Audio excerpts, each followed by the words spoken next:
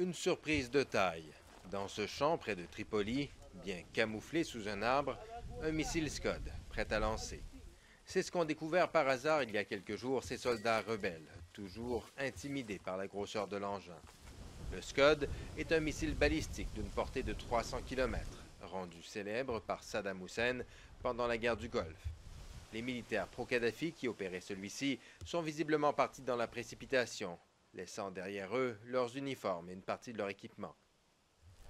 4 lanceurs ont jusqu'ici été retrouvés à Tajoura, dans un rayon d'1 kilomètre,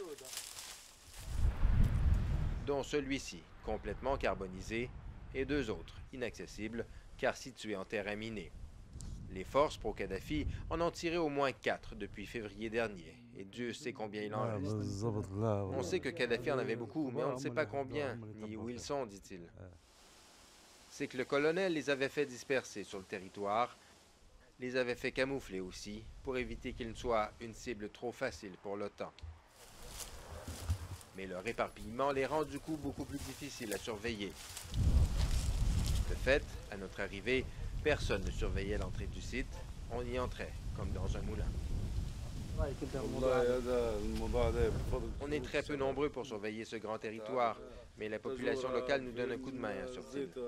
Les rebelles affirment avoir désactivé ce missile. Et sans carburant, sans personnel spécialisé pour l'opérer, il ne pourrait de toute façon pas être lancé actuellement.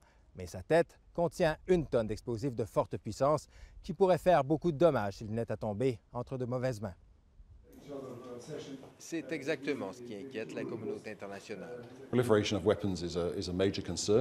prolifération des armes est une préoccupation majeure pour les voisins de la Libye, bien sûr, mais aussi pour l'Union européenne, qui est prête à donner un coup de main, explique l'émissaire des Nations unies.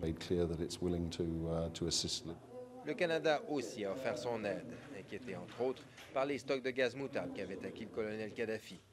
Armes chimiques et missiles balistiques presque en libre service, pas de quoi rassurer dans un pays toujours plongé dans le chaos.